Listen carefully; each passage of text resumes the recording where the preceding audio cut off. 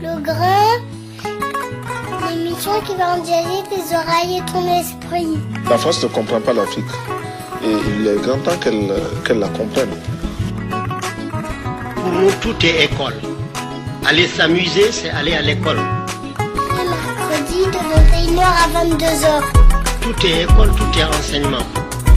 Campus 93.3. Rien n'est simplement récréatif. Tout est école, tout est enseignement. La France ne comprend pas l'Afrique. Et il est grand temps qu'elle la comprenne. Chers auditeurs, chères auditrices, Aou Bismillah et bienvenue au Grain comme chaque mercredi soir de 21h à 22h sur les ondes du 93.3 Radio Campus. Tout est école, tout est enseignement, aime à le répéter. Amadou Mpateba qu'on va entendre dans cette émission, une émission spéciale à l'occasion de la venue dans 2 jours de l'écrivain guinéen Cheikh Oumar Kanté pour une causerie donc dès 20h30 au Café Lecture des Augustes, pour une causerie donc autour de la figure du griot en Afrique de l'Ouest. Alors au programme, on va essayer de parler donc du griot. Enfin, il va nous parler du griot. Qui est-il en pays mandingue? Quelle place y a-t-il occupé? Continue-t-il d'y jouer le rôle qui lui a été dévolu par la tradition? Doit-il même jouer une autre fonction? D'ailleurs, a-t-il un avenir? Quel est son équivalent dans le temps et dans l'histoire d'autres régions du monde? Voici des points que Cheikh Oumar Kanté va développer vendredi soir. Et nous, c'est ces points qu'on va prendre aussi déjà pour une entrée en matière ce soir, accompagné de mes chers invités, l'habitué du grain, Raymond. Bonsoir Raymond. Bonsoir Mathieu. Et un revenant pour sa deuxième émission, pour son deuxième grain avec nous, Chaka. Bonsoir Chaka. Bonsoir Mathieu. Et à la technique ce soir, ce n'est pas Fiona, c'est Azir. Merci Azir d'être là ce soir avec nous. Et un invité tout spécial, puisque c'est un petit peu la vedette présente dans le générique, Elijah, le fiston qui est là. Bonsoir Elijah. Bonsoir Elijah. Ah bon, il fait le timide. Bon, alors, on va essayer de voir donc... Non, déjà je vous dis un petit mot, excusez-moi, sur la venue de Cheikh Oumar Kanté. Cheikh Oumar Kanté, à partir de son ouvrage Pourquoi diable n'ai-je pas été un griot, et après avoir donné les justifications de ce titre, donc Cheikh Oumar Kanté va échanger avec nous sur toutes ces questions que j'ai énumérées juste avant, et sur d'autres encore de ses ouvrages édités. Le fascicule donc Pourquoi diable n'ai-je pas été griot complète une trilogie. Il est l'auteur par ailleurs en effet de Pourquoi diable ai-je voulu devenir journaliste et pourquoi diable n'ai-je pas été un poète. Donc se pose inévitablement pour lui la question de savoir qui du griot, du poète ou du journaliste rend mieux compte de l'état du monde et appréhende ne serait-ce qu'un tout petit peu son devenir. Ce soir, on ne parle pas du poète, du journaliste, on parle du griot, même si le griot est bien sûr un poète. On verra, il est poète, historien, conteur, généalogiste, il est tout ça. On en parle juste après ça.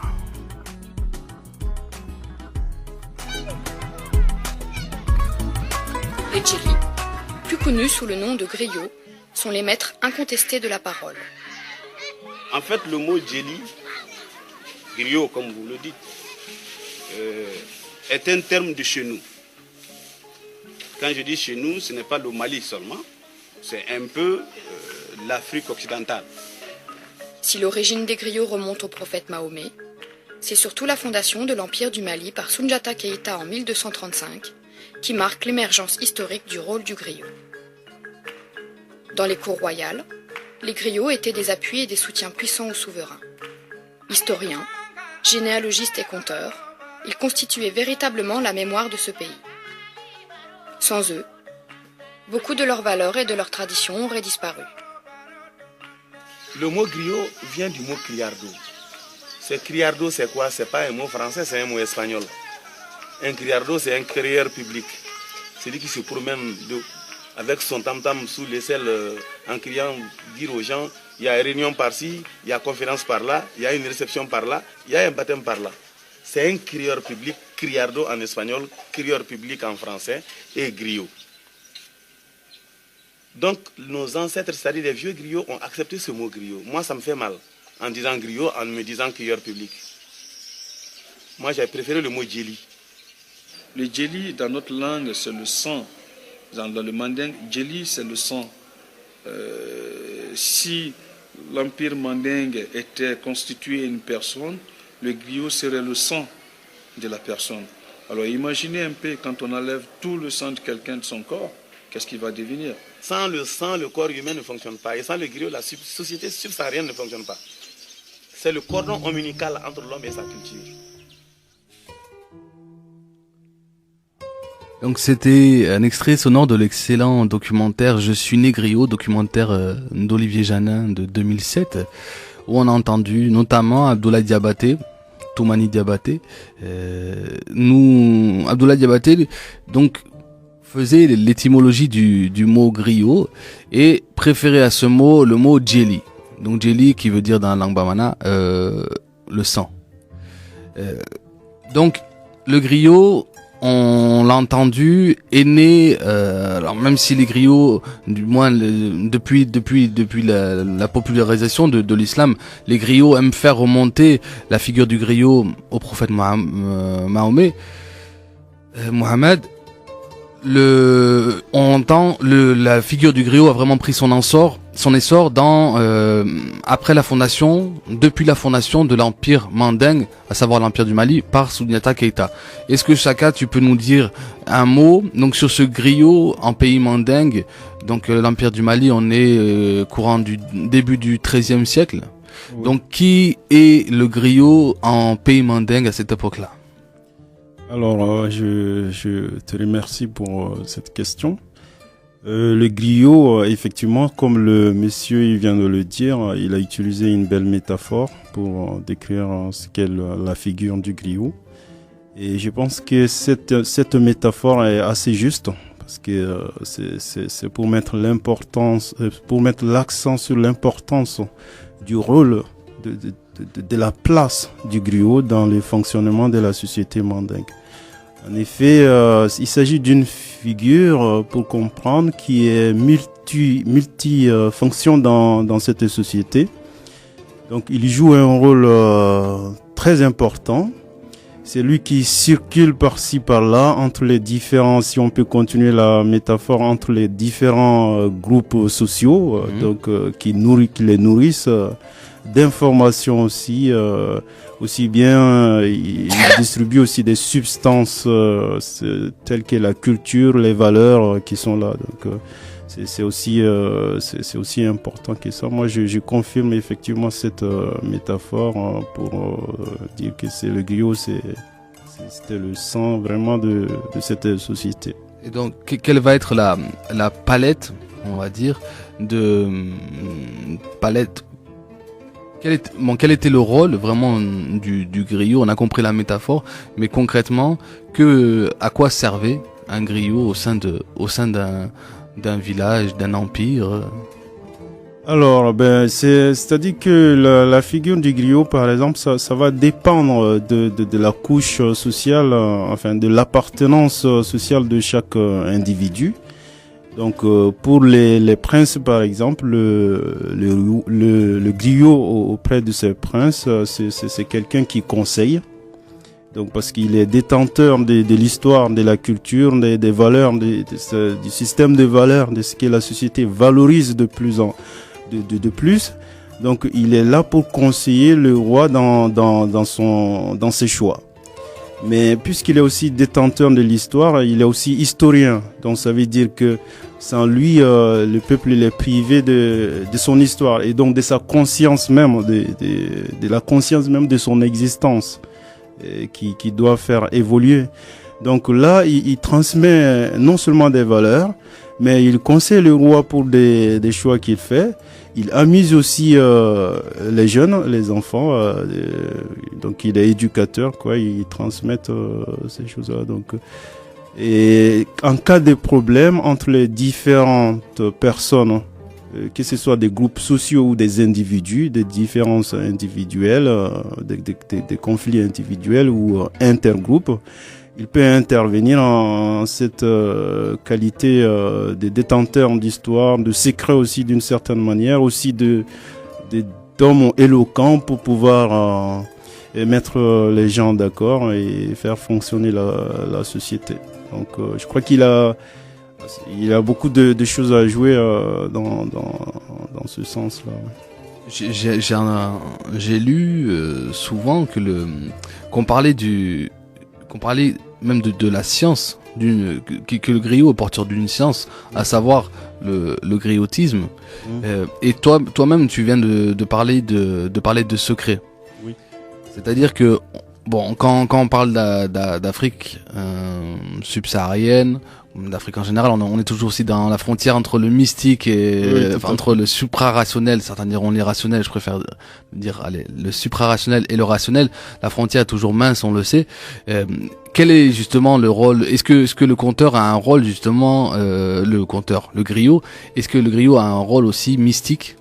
Est-ce que par la parole il va... Oui, tout à fait, parce que déjà la parole elle-même en Afrique de l'Ouest, je m'en tiendrai au Mali, et surtout dans la société traditionnelle malienne, la parole elle est sacrée.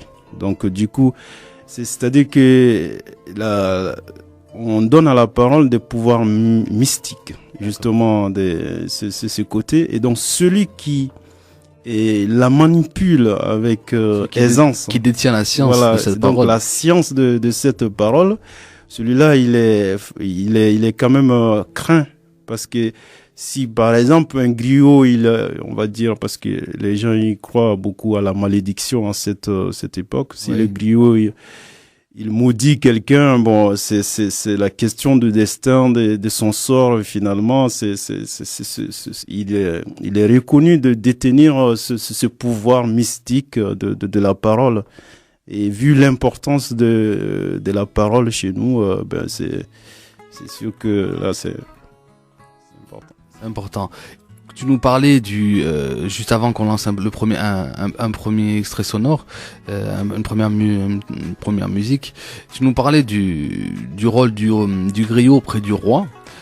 J'ai entendu souvent l'expression de prête-bouche pour le roi, puisqu'en fait le roi ne parlait jamais directement à son peuple, c'est ça?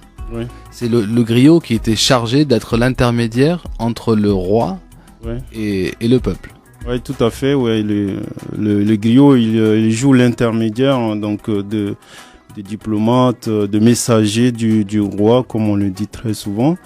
Et dans ce sens, effectivement, le roi, il s'adresse pas aux gens. Donc c'est quelqu'un qui est important. Donc il y a aussi cette fonction de parole. Peut-être les rois, ils sont pas. C'est des gens qui donnent une parole. Donc qui donnent une parole qui vont pas changer d'avis en généralement, et donc ils vont pas aller jusqu'à se dire bon, moi je dis ça. Ils argumentent pas, et la personne qui doit s'occuper de l'argumentation à leur place, c'est leur griot. Peut-être qu'ils maîtrisent pas trop la parole autant que leur griot, et finalement c'est comme ça. Mais de toute façon, comme la société africaine, à l'époque, la société traditionnelle malienne, c'est hyper structuré, donc chacun a aussi sa place. Donc la question de place, elle est importante. D'accord. Dans la mesure où le griot, il se charge de cette mission, et le roi, il le fait pas. Mais aussi le griot, il peut changer d'avis. Donc finalement, s'il y a des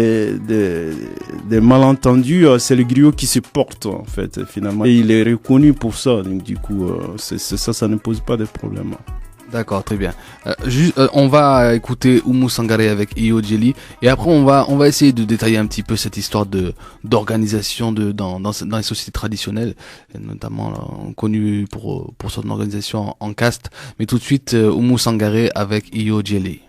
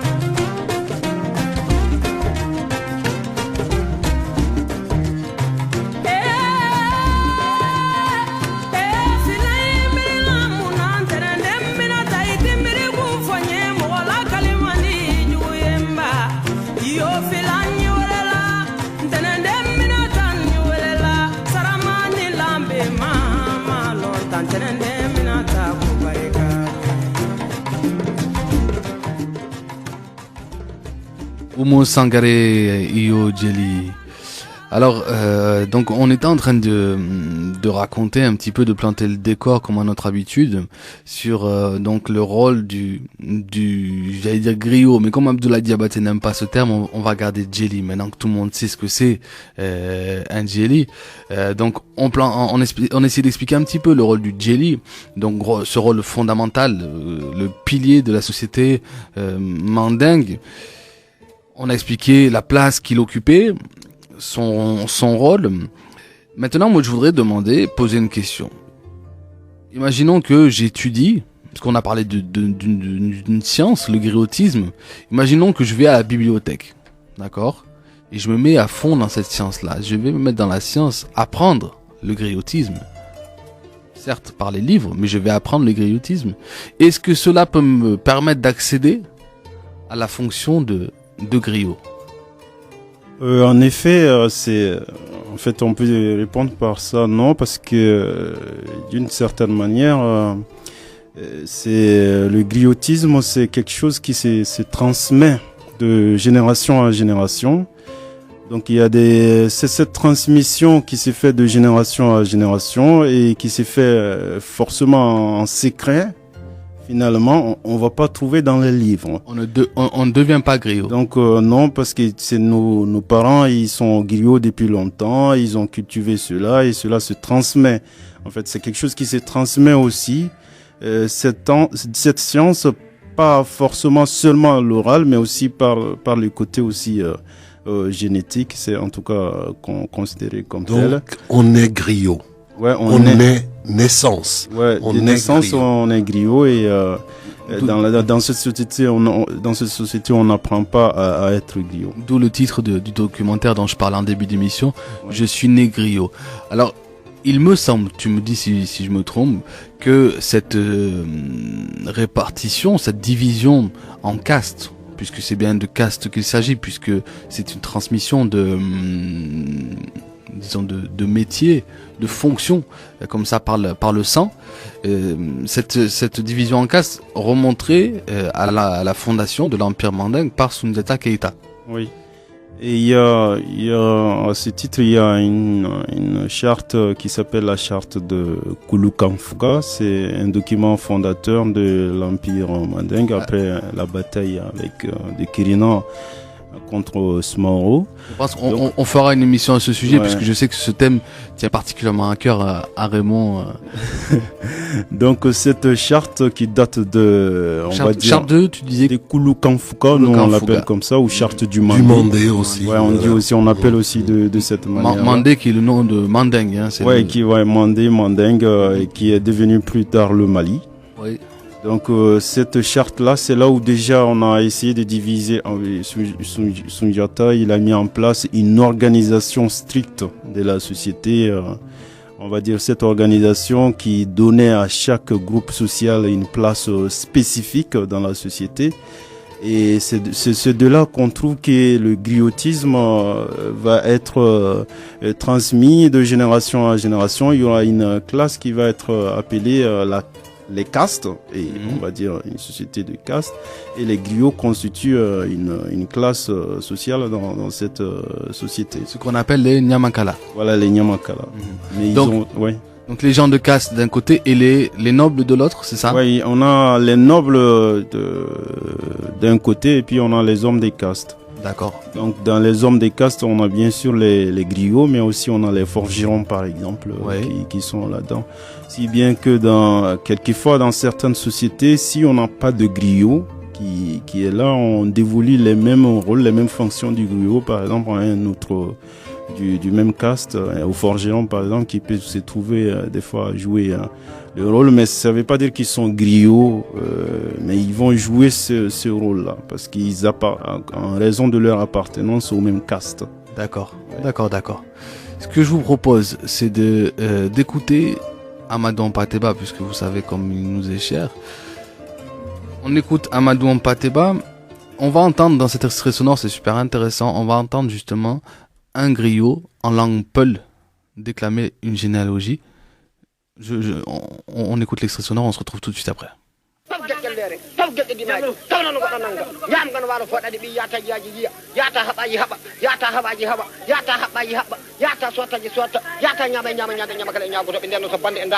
Ce griot récite la généalogie du chef de village de Diafarabé, El Hadj Demba Diallo.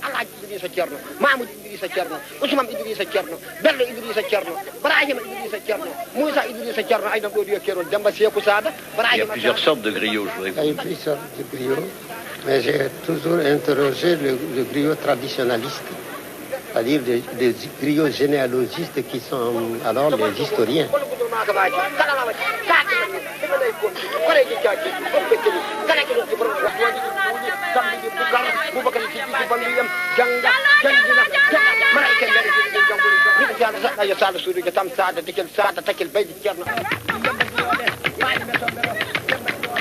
Alors voilà, un modèle de généalogie. C'est un seul griot qui vous a récité ça. Oui, c'est pas un griot, c'est une famille. Ça, c'est une famille. Oui, c'est un généalogiste de famille qui m'a répété ça. Et il y en a qui l'ont écrit en arabe, il y en a qui l'ont comme ça de mémoire. Donc ça, c'était pas écrit, c'était écrit dans sa tête simplement. Oui, mais c'était écrit dans sa tête. Et il le récitait sous une forme traditionnelle. Exactement, comment ça se passe comme si je récitais ma Fatiha, je ne me trompe pas. Par exemple, si par exemple pour El Hadj Omar on dit Umar Saïdou Antoumana Koumou Koudejo Sadiga Sangre Bodewal Ubukun Yasin Yaba Dede Mani Endibi Hellere Bouitouri. Voilà comment El Hadj Omar se rattache au Peul. C'est-à-dire c'est un chapelet. Hein. C'est un chapelet comme ça. Alors ils prennent un tel, fils d'un tel, fils d'un tel, fils d'un tel, fils d'un tel, fils d'un tel, fils d'un tel. Alors ils reprennent. Un tel a été tué à la bataille de tel endroit. Il est enterré à tel endroit ou bien il a servi de repas au vautour. C'est-à-dire on n'a pas eu le temps de l'enterrer. C'est encore une gloire. Il a servi de repas au vautour.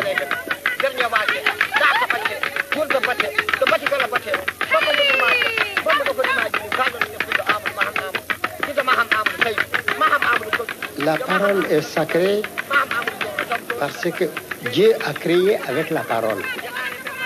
On dit que Dieu est un forgeron, mais dont l'outil est la parole. Il crée. Et alors, en peul, hala vient de halde, donner la force. En deux, donc, la puissance de la création, la force créatrice se trouve dans la parole. Alors c'est pourquoi la parole en Afrique valait plus que n'importe quoi. Un homme préférait sa parole à sa vie. Et c'est pourquoi on dit, si ce que je dis n'est pas vrai, ne crois plus en moi. Je ne me considère plus comme un homme.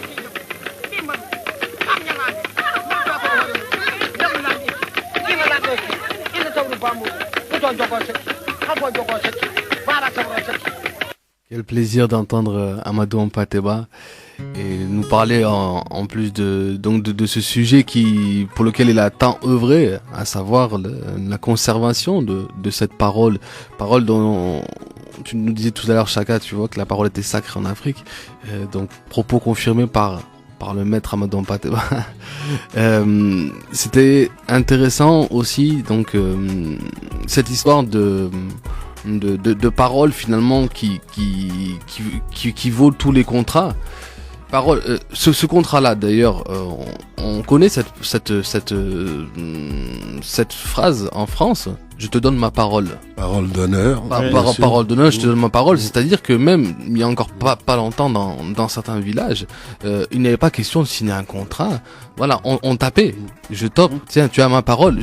On n'a pas besoin de signer un papier. Si je te donne ma parole, jamais je ne pourrais te trahir, puisque dans ce rapport-là entre même le transcendant, avec le transcendant immanent, avec le cosmos, je ne sais quoi, le fait de donner sa parole, c'est s'engager tout son être. Et donc on voit bien que ce constat-là, d'ailleurs on dit même dans les évangiles qu'au commencement était le Verbe. La parole est sacrée. Là ce soir on parle de l'Afrique, au Grain on parle de l'Afrique de l'Ouest, mais on sait que c'est un constat partagé par... C'est universel, effectivement. C'est universel. Le sacré de la parole est universel. Donc on a entendu ce généalogiste donc déclamer, et puis Amadou Hampâté-Bâ aussi déclamer la généalogie d'El Hadji Oumar Tall. Quand Amadou Hampâté-Bâ disait que en Afrique un vieillard qui meurt c'est une bibliothèque qui brûle, moi aussi autour de moi quand je veux expliquer un petit peu le rôle du griot, souvent je raconte cette histoire de mon grand-père qui a voulu faire comme beaucoup de personnes souvent retraitées chez nous comme passe-temps, faire un arbre généalogique, et qui s'est heurté à la date fatidique, à une période fatidique qui est celle de la Révolution française, où de nombreuses mairies, de nombreux registres à ce moment-là ont été brûlés, et finalement mon grand-père n'a pas pu aller plus loin dans la généalogie des Poineaux que à cette époque-là. Or on voit que en Afrique, à travers ce rôle du griot, de génération en génération, le but est de pouvoir garder vivante la mémoire du lignage. Je ne sais pas si vous voulez rajouter quelque chose. Non, mais c'est effectivement, oui, c'est ça. Donc c'est intéressant aussi quand même de voir même l'importance de savoir d'où l'on vient. Je crois qu'un proverbe mandin dit le monde est vieux mais l'avenir sort du passé. C'est-à-dire que même Tiken Jah Fakoly dit ça dans une chanson. Là où justement il fait sa généalogie et il dit je sais d'où je viens, je ne sais pas où je vais, mais je sais d'où je viens. On ne peut pas aller comme ça dans le vide. Il faut qu'on soit rattaché derrière à toute une lignée, et ça c'est justement l'une des missions clés du griot, il me semble. Ouais. C'est difficile de se construire si on n'a pas une conscience de soi-même. Et avoir une conscience de soi-même, ça dépend bien sûr du passé. Donc c'est que ce passé qui est là, il faut non seulement la connaître, mais il faut réfléchir dessus. Et pour ensuite avoir une confiance de soi et puis pouvoir se construire. Donc effectivement c'est très important. Oui, parce qu'en général, on sait que le griot est un laudateur, même parfois à l'extrême.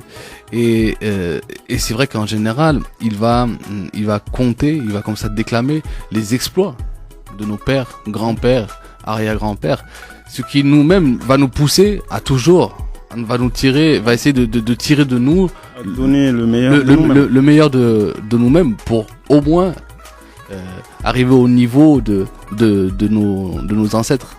Pour préserver au moins cette lignée, toutes ces valeurs et tout ça, quoi. Pour ne pas.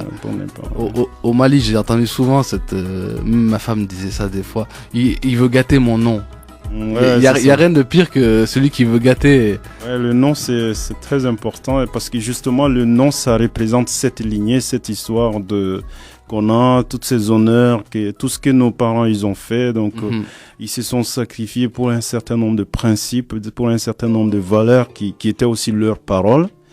Et donc qui est sacré aux yeux d'eux. Donc finalement, pour préserver ça, il faut quand même, ça incite à se battre, ça incite à la combativité pour pouvoir préserver ces choses-là, parce que sinon on sent qu'on s'est trahi et qu'on a trahi aussi les idéaux de nos ancêtres. Finalement, les ancêtres ne sont jamais morts. Non, mais ce lien, il existe toujours. Les ancêtres, ils sont autant importants que ils sont là. Même plus importants des fois que les vivants. Ceux qui sont présents. Ouais. On pourrait dire comme ça. Bon, on arrive à la moitié de l'émission. On a planté, comme je dis, le décor. On était là plutôt dans le passé. Juste après un petit morceau de Basekou Kouyaté avec Kélétigui Diabaté et Toumani Diabaté qu'on entendait en intro. Juste après ce morceau, je vous propose de parler de la figure du griot, mais aujourd'hui, dans l'Afrique moderne. Tout de suite, Toumani Diabaté, Kélétigui Diabaté et Basekou Kouyaté.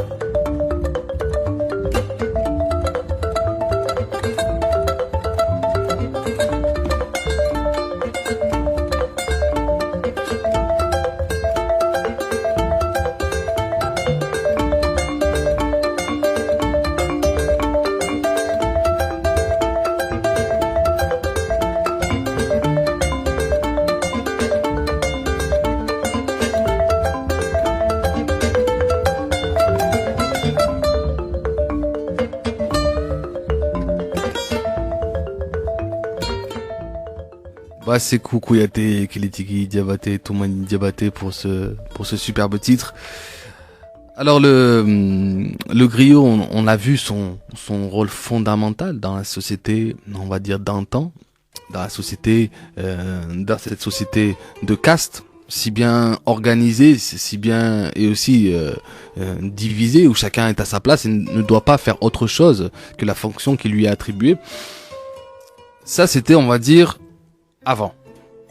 On sait que la colonisation, notamment la colonisation, a eu de nombreux impacts sur, en premier lieu, l'organisation finalement structurelle, donc politique, sociale du Mandé. Et donc, on sait que le colon est venu avec une mission civilisatrice. Donc, en plus des bouleversements donc politiques et sociaux, on a aussi l'arrivée de l'écriture dans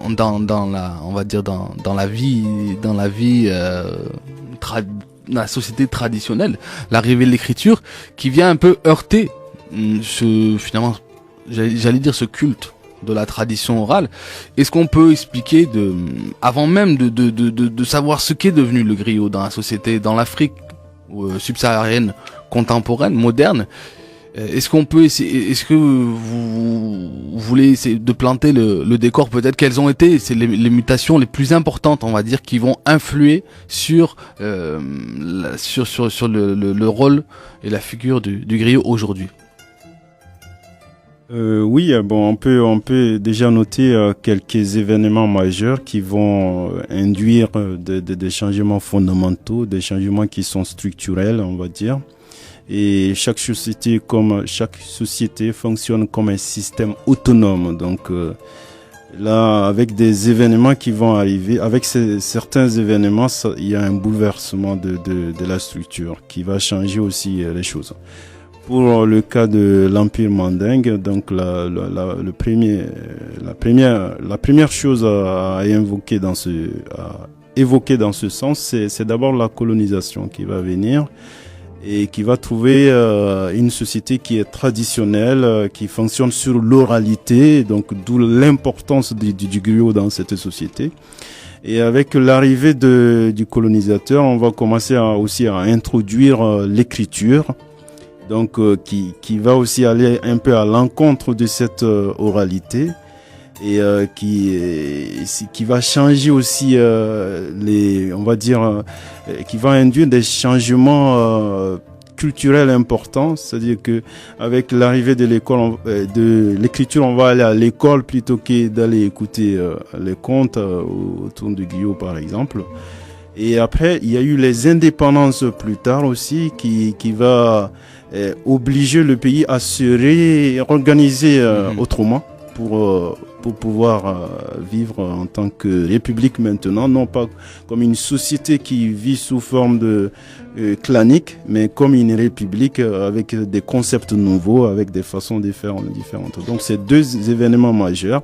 La colonisation d'abord qui va venir, et puis ensuite on aura les indépendances vont bouleverser les choses. Donc voilà. Oui, je t'ai souvent entendu dire, Raymond, que tu apprenais, toi, à l'école, les fleuves, les rivières français.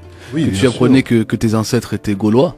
Oui. Et donc, tu n'apprenais pas que... Non, mais on dit ça que sous forme de blague, mais c'est ce que tu racontes. Tout à fait, ouais. Effectivement. Tu n'apprenais pas que ton ancêtre était Soundata Keita ou... Absolument pas. Hein.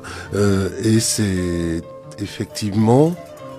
le grand problème de la colonisation qui a apporté le savoir occidental en négligeant, voire même en méprisant le savoir local.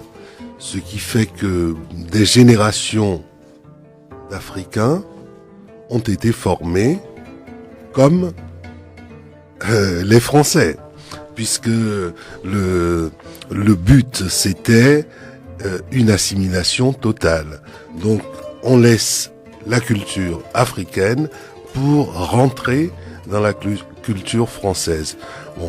On voit les résultats, hein, c'est désastreux, parce que c'est quelque chose qui est propre à déstructurer l'individu, qui ne peut certainement pas se reconnaître dans le Gaulois comme figure ancestrale, mais qui ignore complètement tout sur la richesse de Soundiata Keïta, entre autres, et des autres grands africains. Oui. Et donc, même on peut imaginer que dans l'inconscient ou subconscient collectif, passer comme ça de cette, on met au premier plan la transmission. Oui. Il n'y a rien de plus important que cette généalogie, cette transmission de génération en génération, puisqu'on ne l'a pas dit, mais si par exemple le griot de mon père, le fils de ce griot sera mon griot. Donc on a comme ça de génération en génération une transmission, et on imagine même encore mal peut-être l'effet de cette rupture complète dans cette transmission là, avec ce qu'on vient d'évoquer. On amène un enseignement totalement de l'extérieur qui n'a plus rien à voir, et on vient complètement couper, scier l'arbre sur lequel repose toute cette société traditionnelle. Et de plus, dans cet enseignement qu'on apporte, il faut faire preuve de beaucoup d'imagination, puisque ce qu'on apprend, on ne peut pas l'appréhender, on ne peut pas l'imaginer, puisque c'est en Europe. Oui. Ça aussi, c'est une gymnastique. On est dans le purement théorique. Assez compliqué. Le problème de la colonisation, c'est qu'en fait, déjà au départ, c'est parti sur le principe qu'on ne reconnaît pas à l'autre une culture. Donc, c'est-à-dire que le colonisateur, pour lui, cette culture-là dont nous parlons, ça n'existait pas. Donc il fallait apporter ce qu'on appelle la civilisation, donc c'est-à-dire l'ensemble des façons de vivre, de manières de vivre à des gens qui n'en ont pas. Donc finalement, on ne savait pas ce qu'ils avaient. Donc on ignore totalement ce qu'il y a, et puis on veut venir avec quelque chose qui est totalement différent, qui n'a pas de sens effectivement pour beaucoup de gens, parce que finalement il y a une rupture. Alors messieurs, je vais recentrer un petit peu le débat, même parce qu'on sait que ça peut être c'est très riche. On pourrait même sur cette petite partie passer quelques émissions. Ce que je vous propose, c'est d'entendre le dernier extrait sonore que nous avons préparé pour les auditeurs, pour introduire donc cette question du rôle du griot aujourd'hui en Afrique subsaharienne. Cette radio ou cette télévision qui peut porter à la fois, qui peut s'adresser à la fois à des milliers de personnes en même temps, et vraiment c'est à peu près le griot moderne. C'est pourquoi nous aussi on l'appelle machine Djeli, la machine qui fait le griot. Mais le rôle du griot, pourquoi ça diminue un tout petit peu? Parce que maintenant il y a la télévision, il y a la radio pour les communiquer, il y a le téléphone. Donc quand les anciens griots se promenaient partout pour dire il y a conférence, il y a ça ou ça, il suffit seulement de composer un code pour dire aux gens de Paris ou bien aux gens de Hong Kong qu'Ablaye Diabaté joue aujourd'hui à Koutiala. Avant ce n'était pas comme ça. Il fallait prendre les chevaux, se déplacer de ville en ville. Le téléphone a un peu amoindri le rôle du griot. La télévision a amoindri le rôle du griot. Ça, c'est la modernité. Quand le monde change, il faut changer avec le monde. Mais seulement le rôle du griot ne changera jamais tant que ce mot Djeli existera. En 2000, il y avait eu un conflit entre la magistrature, l'ORTM et un maire de Bamako. Mais quand les griots ont entendu, ils se sont levés d'un coup, ils sont partis les prier. Ils leur ont dit, bon, attention, ça ce n'est ni administratif, ni juridique. Nous sommes dans une société malienne, nous avons entendu que nos chefs sont en conflit, nous sommes venus. Mettez fin à ce conflit. Celui qui doit retirer sa plainte, qu'il la retire. Grâce à l'intervention des griots, on a mis fin à ce conflit. Notre société ne peut pas se défaire de ça. La société malienne ne peut se défaire des griots. À la fois, on entendait au tout début de l'extrait, donc on parlait de ce rôle amoindri des griots, puisque bon, nous on s'est concentré sur les minutes précédentes sur la colonisation, l'effet dévastateur de la colonisation. Toi tu allais plus loin chacun en nous parlant des indépendances, et là on allait encore plus loin dans le temps en parlant de la radio, de la télé, et aujourd'hui même d'internet, qui va bouleverser, de façon radicale, on va dire les structures pareilles, sociales, politiques, mais aussi une certaine vision du monde, un certain regard, puisque qu'est-ce que porte le griot si ce n'est un récit, une manière de regarder le monde. Et quand Max Weber nous parle d'un désenchantement du monde, en vérité le monde n'a pas changé, c'est nous qui avons changé, c'est nous qui avons changé notre façon de regarder le monde. Le griot est le garant de cette d'une manière enchantée de regarder le monde. Aujourd'hui, la radio, la télévision, internet changent fondamentalement, on a dit, le rapport des Maliens, des Africains au monde. Et à la fois, alors je crois que c'est le secrétaire général c'est une union une association de griots, je ne sais plus, hein, il faudra regarder le documentaire de nouveau pour savoir son nom, je ne l'ai pas noté, qui nous conte une anecdote où l'on voit encore le rôle des griots au Mali aujourd'hui. Est-ce que tu veux nous dire un mot chacun sur le rôle encore? Est-ce que tu irais vraiment dans son sens, parce que lui il prêche finalement ça, la parole de sa paroisse. Est-ce que selon toi le griot a aujourd'hui encore une place prépondérante au sein de la société malienne? Oui, c'est poser cette question, c'est comme si on demandait si la tradition peut toujours jouer un rôle finalement dans la société. Il y a toujours cette ambivalence. Quand j'ai été au Mali et que j'ai fait cette enquête là, je sais pas si tu as vu un peu les données, et j'ai vu qu'il y avait cette ambivalence. Tantôt, c'est-à-dire qu'on accorde beaucoup d'importance au griot, à la parole du griot, dans la mesure où on se souvient encore que c'est une figure importante dans la société traditionnelle, et à ce titre, il peut encore jouer beaucoup de rôles dans la société, et sa parole n'est pas mise en question par les gens. Et donc finalement, pour rapprocher encore les gens, si les griots ils se tiennent à leur place, c'est-à-dire que voilà, ils sont respectés, on les connaît comme tels, ils sont reconnus comme tels, ils ont des rôles à jouer encore, hein, comme c'est le cas. Donc, moi, je confirme que aujourd'hui, il a encore de la place dans la société. Il a une place à prendre et il y joue encore. Tu le confirmes? Je confirme. Cependant, moi, j'ai entendu, ce n'est pas pour noircir le tableau, hein, et j'ai entendu. Donc chaque famille a son griot, et il fut une époque où quand le griot arrivait dans la cour, tout le monde accourait vers le griot, tout le monde se accrochait, les enfants accrochaient son boubou, les vieilles se réjouissaient, tout le monde se réjouissait. Et aujourd'hui, c'est une blague qui court un petit peu, mais on dit que quand le griot arrive dans la cour, tout le monde va se cacher, puisqu'on sait qu'on va devoir sortir l'argent. Ouais, et c'est parce que le rapport a changé, comme je l'ai dit, parce que dans la société, il y a des anthropologues qui l'ont étudié, hein, les grands anthropologues français ou autres. C'est-à-dire que la société est basée sur ce qu'on appelle une loi fondamentale qui est l'échange. Donc le système d'échange, finalement, ça définit un certain nombre de choses. Avant, dans la société traditionnelle, on l'a décrit, chaque griot était rattaché à la famille. Donc le griot, c'est la famille qui s'occupe des besoins, on va dire, du griot. Et donc du coup, il y a un échange. Cet échange, il n'est pas monnayé, mais il existe cet échange entre les. On parle du don contre don, donner et recevoir.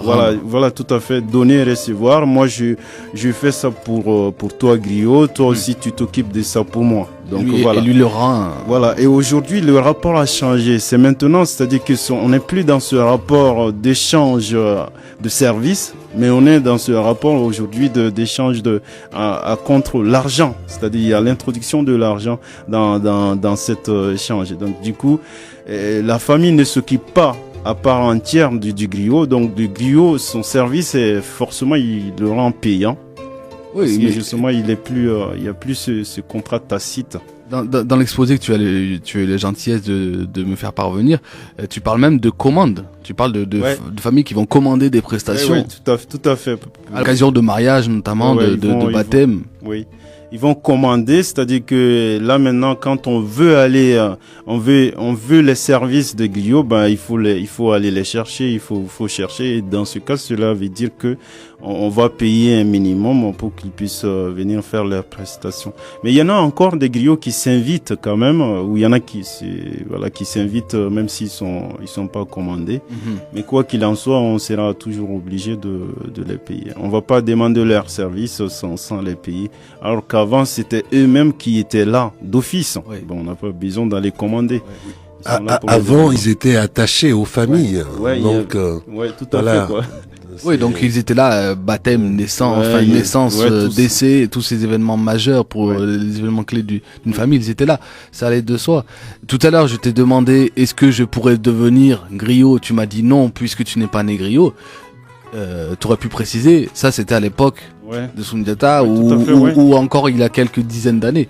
Aujourd'hui, tu me dis si je me trompe, tu vas vraiment dire tu es en train de gâter le nom du Mali. Non. Mais aujourd'hui, des griots deviennent des gens deviennent griots pour justement, c'est devenu un métier finalement. Mais on a une société qui se capitalise, on va dire, de plus en plus, et donc du coup on cherche là où on peut faire profit, et finalement il y en a qui deviennent griots justement parce que ça gagne, ça rapporte. Voilà, ça permet de gagner par-ci par-là un peu de sous pour vivre avec.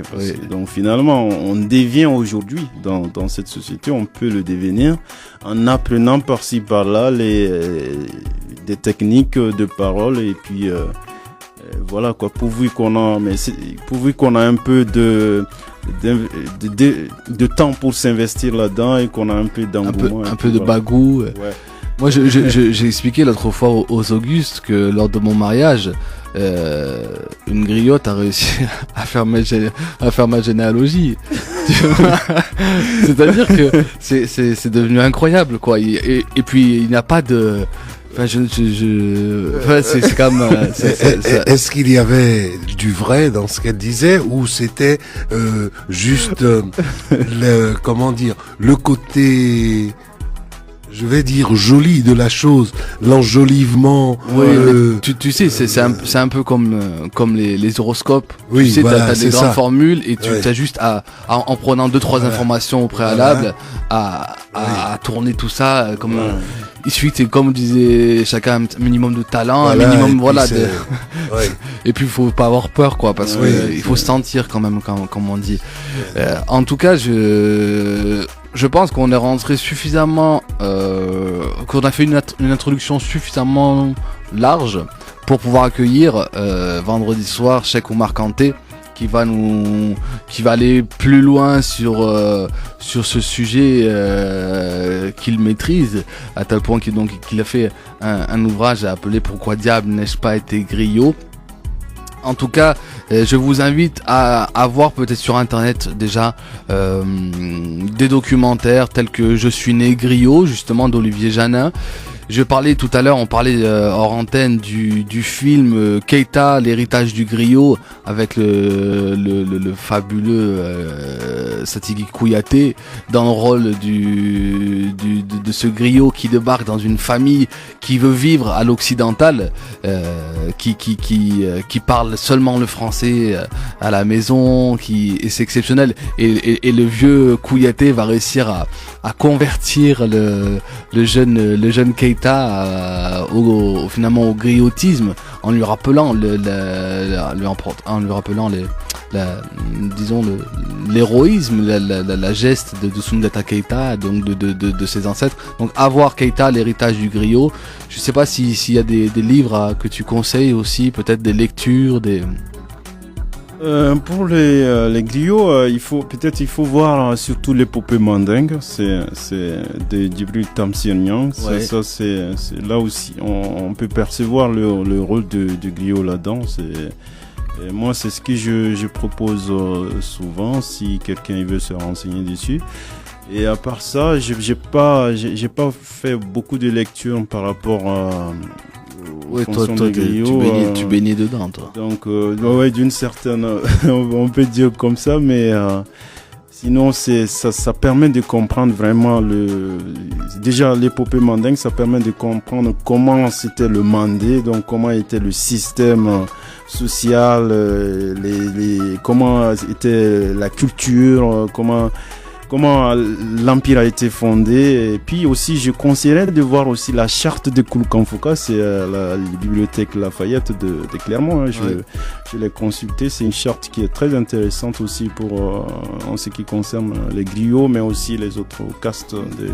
Comme je disais tout à l'heure, on va essayer de dédier même une émission à ce thème, puisque c'est assez incroyable. Alors bon, certains aiment mettre ça en avant. C'est un anachronisme, on va dire, de première déclaration des droits de l'homme, finalement 5 siècles avant la déclaration de 1789.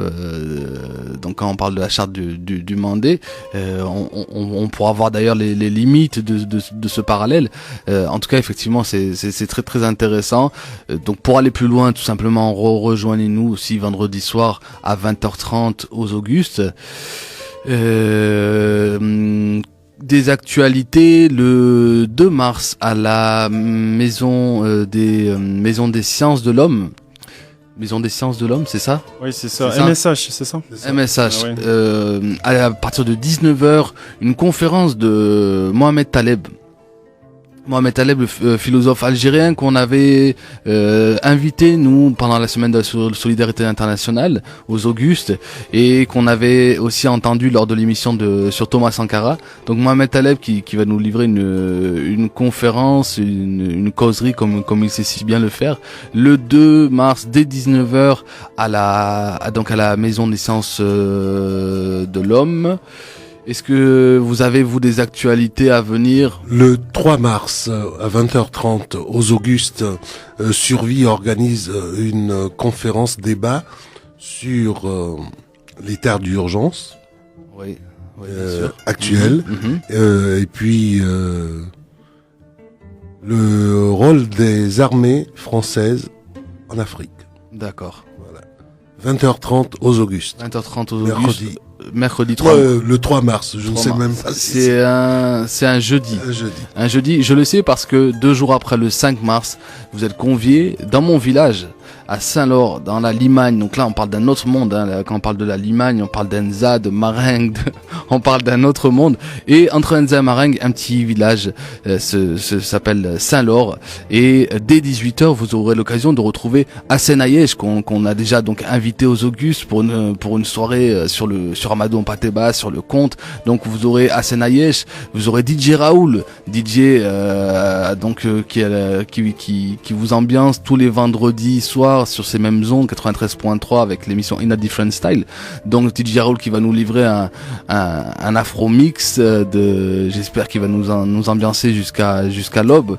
Et donc il y aura à manger, bien sûr, il y aura des beignets, il y aura des jus, il y aura du mafé. Il y aura un bœuf mafé, un poulet zamé, il y aura en dessert, il y aura du dégué, il y aura donc plein de choses à manger, à déguster. Et il y aura Elijah. Est-ce que tu seras là, Elijah, pour le 5 mars à Saint-Laure? Non, tu seras pas là? Si? Bon, et c'est quoi alors un griot? Est-ce que tu as retenu ce que c'était un griot? Oui. C'est quoi? Quelqu'un qui raconte des histoires. Quelqu'un qui raconte des histoires? Il fait que ça? Non. Il fait quoi? Il raconte des histoires où? En Afrique. Bon, il a bien écouté. On voit en plus, il est en vacances, mais il est resté éveillé. Il a bien écouté l'émission. Donc, vous avez retenu dès vendredi aux Augustes, on vous attend nombreux. Le 2 mars, on vous attend pour la conférence de Mohamed Taleb. Le 3 mars, on vous attend encore aux Augustes pour la conférence de survie. Et le 5 mars, on vient s'enjailler le ventre, la tête, les membres à Saint-Laure entre Enza et Marengue dès 18h. Je vous dis donc à la semaine prochaine dédiée aux musiques maliennes. On va inviter Cécile Diarra du Serapcop. On va consacrer 2 émissions